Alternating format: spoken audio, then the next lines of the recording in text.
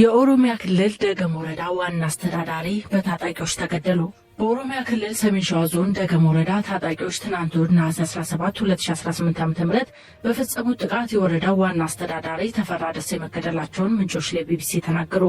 በጥቃቱ በወረዳው የምትገኘው አኖ ቀሬ ቀበሌ ሊቀመንበር አስፋ ወሰን ኃይሌን ጨምሮ ሌሎች ቁጥራቸው በውል ያልታወቁ ሰዎች ጉዳት እንደደረሰባቸውም ተገልጿል። የዞኑ የጸጥታ መዋቅር ምንጮች ለቢቢሲ አፋን ኦሮሞ እንደተናገሩት ዋና አስተዳዳሪው የተገደሉት እሁድ ከሰዓት በኋላ ሲሆን ጥቃት የተፈጸመው ደግሞ በደገም ወረዳ አኖ ቀሬ ቀበሌ ውስጥ ነው። በዕለቱ በመንግስት የጸጥታ ኃይሎችና በታጣቂዎች መካከል የተኩስ ልውውጥ ሲደረግ እንደነበር ምንጮች አስረድተዋል። የቀበሌው ሊቀመንበርን ጨምሮ ጉዳት የደረሰባቸው ሰዎች በሰላሌ ዩኒቨርሲቲ ስፔሻላይዝድ ሆስፒታል ሕክምና እያገኙ መሆኑንም ጠቅሰዋል። ቢቢሲ ያነጋገራቸው ምንጮች በመንግስት ባለስልጣናቱ ላይ ለተከፈተው ጥቃት ተጠያቂ ያደረጉት በክልሉ የሚንቀሳቀሱትን የኦሮሞ ነጻነት ሰራዊት ኦነሰ ታጣቂዎችን ነው። ታጣቂ ቡድኑ እስካሁን ስለ ጥቃቱ ያለው ነገር የለም። የደገም ወረዳ ዋና አስተዳዳሪ አቶ ተፈራን መገደል በተመለከተ ከክልሉ መንግስትም ሆነ ከሰሜን ሸዋ ዞን አስተዳደር የተሰጠ አስተያየት የለም።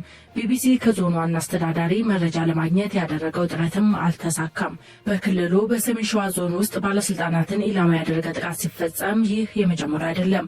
በየካቲት 2017 ዓ.ም የሱሉልታ ወረዳ ዋና አስተዳዳሪ አቶ አበበ ወርቁ በታጣቂዎች መገደላቸው ይታወሳል። መንግስት በሽብር ቡድንነት የፈረጀው ሸኔ ተብሎ የሚጠራው የኦሮሞ ነጻነት ሰራዊት በወቅቱ ባወጣው መግለጫ ለጥቃቱ ኃላፊነቱን ወስዷል።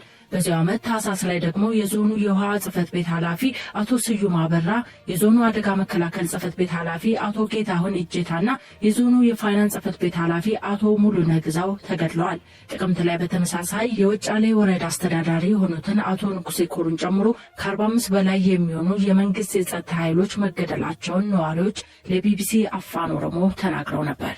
ዶናልድ ትራምፕ ኢትዮጵያን ጨምሮ በ75 ሀገራት ላይ ጥለውት የነበረው የኢሚግራንት ቪዛ እገዳ በኒውዮርክ የፌዴራል ፍርድ ቤት ዳኛ ሕገ ወጥ በሚል ባለፈው ሳምንት መጨረሻ ውድቅ ተደርጓል። ዳኛዋ የትራምፕ አስተዳደር ጥለውት የነበረው እግድ በዜግነት ላይ ያተኮረ መድሎ ነው ሲሉ ኮንነውታል። በአሜሪካ በሚኒሶታና ኖርዝ ካሮላይና ግዛት ውስጥ የኢሚግሬሽን ጉዳዮች ጠበቃ አቶ እስራኤል ጎበናን በጉዳዩ ዙሪያ ማብራሪያ ጠይቀናል።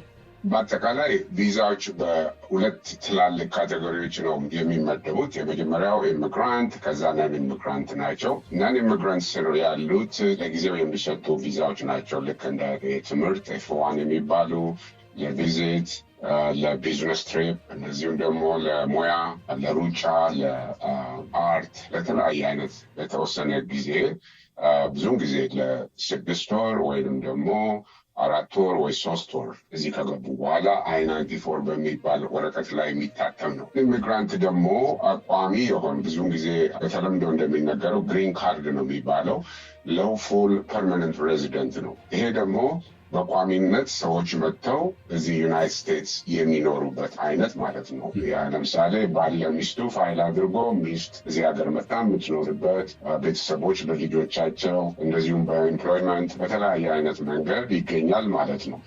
የትራምፕ አድሚኒስትሬሽን ጃንዋሪ 14 2026 ላይ ያቆመው አጠቃላይ ለ75 ሀገራት እነዚህ ሀገራት በኢኮኖሚ እንደ ሌሎቹ ያላደጉ አገሮች ናቸው። ያን ያስቆመው እንግዲህ የኢሚግራንት ነው፣ ነን ኢሚግራንት አይደለም። ይሄ ለቪዚተር የሚመጡ ወይም ደግሞ ለትምህርት የሚመጡ አይደለም።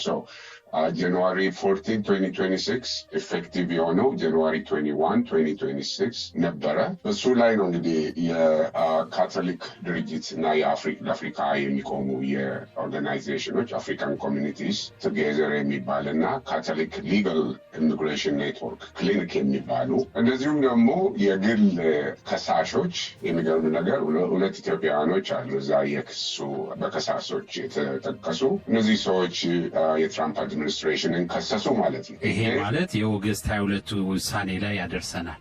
21 ላይ የማንሃተኑ ማለት ነው የኒውዮርክ ውሳኔ። ኤግዛክትሊ። እሺ ምንድን ነው እሱ? ኦኬ አሁን ክሱ የተመሰረተው የትራምፕ አድሚኒስትሬሽን ኮንግረስ ያወጣውን ሕግ ጥሶ 75 አገራት ቪዛ ኢሚግራንት ቪዛ እንዳገኙ፣ ለምሳሌ ባል ለሚስቱ፣ ሚስት ለባሏ፣ ቤተሰቦች እንደዚህ በግሪን ካርድ የሚመጡ ሰዎች እንዲቆም ብሎ ያዘዘው ህገወጥ ነው። ኮንግረስ ያወጣውን ህግ የጣሰ ነው። ለምን? ኮንግረስ ያወጣው ህግ ላይ ማንኛውም ሰው ቪዛ ለመስጠት ማንኛውም ሀገር ማንኛውም ሰው ዲስክሪሚኔትድ መሆን የለበትም የሚል ነው የኮንግረስ ህግ። እንግዲህ ቤዚካሊ የትራምፕ አድሚኒስትሬሽን ሩሊንግ ምንድን ነው የሆነው? እነዚህ አገራት ከኢኮኖሚያቸው ያላደገ አገራት ስለሆኑ ከነዚህ አገራት የሚመጡ ሰዎች ዩናይትድ ስቴትስ ከገቡ በኋላ ፓብሊክ ቻርጅ ላይ ይቀመጣሉ፣ የመንግስት ጫና ላይ ይቀመጣሉ ብሎ ብላንኬትሊ ሁሉንም አስቆመ። ያ ህገወጥ ነው ተብሎ ነው የተወሰነው ማለት ነው። በኒውዮርክ በጃጅ ጃነት ጋረስ ነው የምትባለው፣ በእሷ ትዕዛዝ ነው ይሄ ነገር ትክክል አይደለም፣ ኮንግረስ ያወጣውን ህግ የጣሰ ነው ብላ ነው ይሄንን እግድ ያስነሳችው። እሺ፣ ወደ ተፈጻሚነቱ እንሂድ። ይሄ ማለት ምን ማለት ነው? ይሄ ውሳኔ ኢሚግራንት ቪዛን ሲጠባበቁ የነበሩ በተለይ ኢትዮጵያውያንን ሂደታቸውን እንዲጀምሩ አውቶማቲክ ነው ወይ ወዲያውኑ እንዲጀምሩ ያደርጋል ወይስ የሚጠበቅ የአሰራር ሂደት አለ? ይሄ ውሳኔ ካሁን በፊት እግድ የተሰጠባቸው 75 ሀገራት ወዲያውኑ ቪዛውን እንዲሰሩ እንደ ድሮ ማለት ነው። ድሮ አሁን የኢሚግራንት ቪዛ በሚሰሩበት ጊዜ ለሁሉም አይደለም የሚፈቅዱት አይደል? እንደ ድሮ ስክሪን ማድረግ ያለባቸውን ስክሪን አድርገው እንደ ድሮ ስራውን እንዲቀጥሉ ነው ትዕዛዙ የሚለው። ጃጅ ቫርጋስ ምንድን ነው ያለችው? እኔ እንደው ቪዛ የጠየቀ ሰው በሙሉ ማግኘት አለበት ማለት አይደለም። ስቴት ዲፓርትመንት እንደ ድሮ የትኛው ሰው ነው የቪዛ ማግኘት ያለበት የትኛው ነው ማግኘት የሌለበት ብሎ እንደ ድሮ ስክሪን ማድረጉን ይቀጥላል። ግን ብላንኬትሊ ለእነዚህ 75 ሀገራት እዚህ መጥተው በመንግስት ጫና ላይ ይቀመጣሉ፣ የመንግስት ገንዘብ ይበላሉ ተብሎ የተሰጠው እግድ ትክክል አይደለም፣ ይነሳ ነው ያለችው። ብዙውን ጊዜ በትራምፕ አድሚኒስትሬሽን የለመድነው ነገር የሆነ ትዕዛዝ ይሰጥና ያው የፈለገ ሰው ሄዶ ይክሰስ ነው አሰራሩ።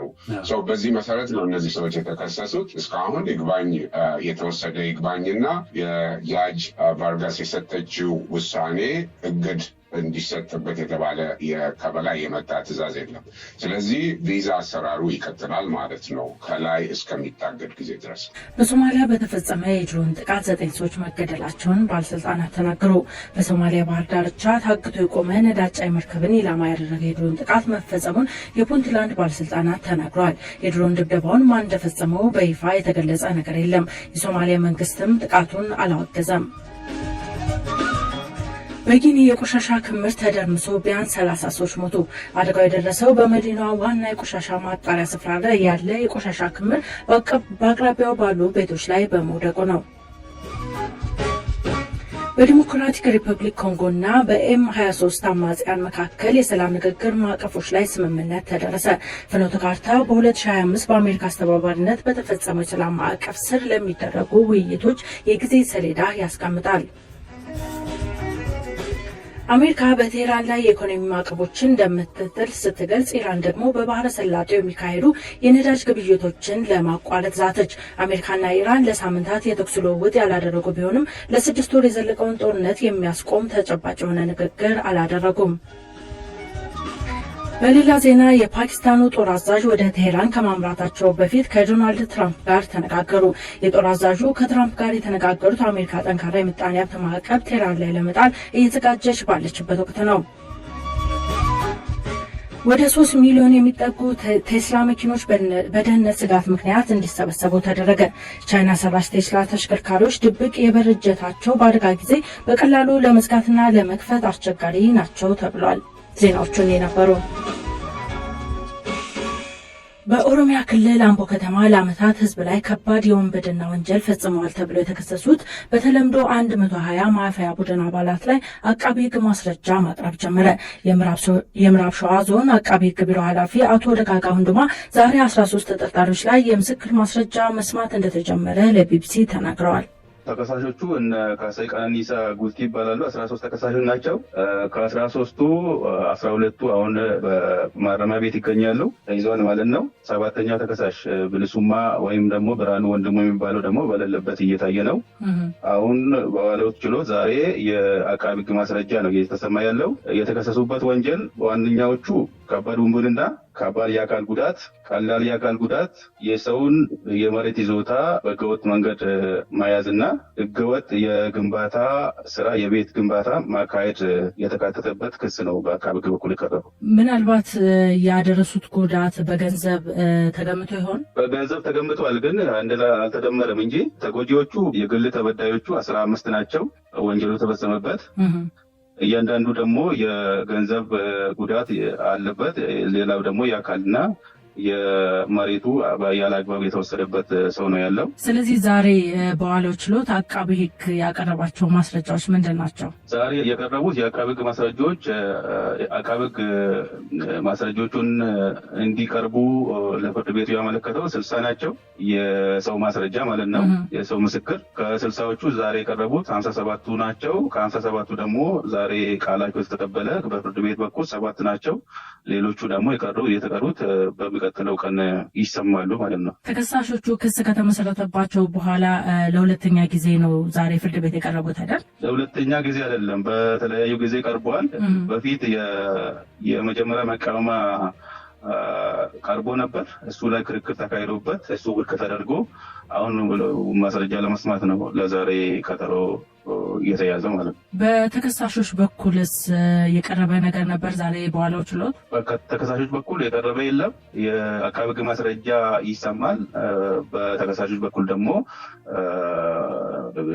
የአቃቤ ህግ ማስረጃዎችን የመጠየቅ መብታቸው ተጠብቆ እነሱም ደግሞ ይከራከራሉ ማለት ነው። ከተከሳሾችን ቃላቸውን የሚሰጡትን እነሱም በመጠየቅ ላይ ይውላሉ እንጂ በእነሱ በኩል የቀረበ ማስረጃ የለም። ገና ነው። ተከላከል አልተባሉም። አቃቤ ህግ ማስረጃ ማቅረቡን ይቀጥላል። ቀጣይ ችሎት ለመቼ ነው የተቀጠረው? ነገም ይታያል። ነገ ከነገ ወዲያም የአቃቤ ህግ ማስረጃ መሰማቱ ይቀጥላል ማለት ነው። ነገም ከነገ ወዲያም እነዚህ ተከሳሾች በተከሰሱባቸው ወንጀሎች ጥፋተኛ ሆነው ቢገኙ ምን ያህል ቅጣት ነው የሚጠብቃቸው ከፊታቸው? የቀረበ ክስ 26 ክስ ነው በአንድ መዝገብ ላይ። በየትኛው ጥፋተኛ ይባላሉ፣ በየትኛው ነፃ ይለቀቃሉ የሚባለው ገና በፍርድ ቤት ተወስኖ ግራ ቀኙ ተከራክሮ ይወሰናል። በወንጀል ህጉ እነዚህ ወንጀሎች ከስንት ዓመት የሚያስቀጡ ናቸው? ውንብድና እስከ 15 ዓመት እስከ ዕድሜ ልክም ይደርሳል። ግን እንደ እንትኑ በቅጣት አወሳሰኑ ወጥቷል። ወንጀሉ ክብደትና ቅለት ነው የሚወሰነው። ሁኔታ እንደዛ ነው።